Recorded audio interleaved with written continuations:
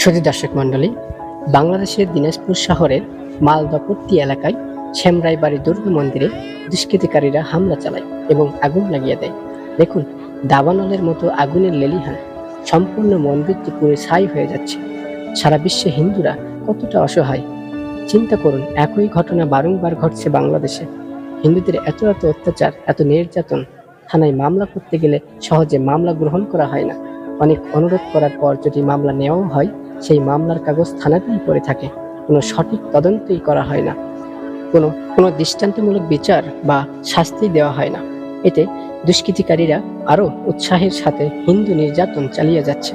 শুধু বাংলাদেশে নয়, ইন্ডিয়ার ওয়েস্ট বেঙ্গলেও অনেক ঘটনা ঘটছে।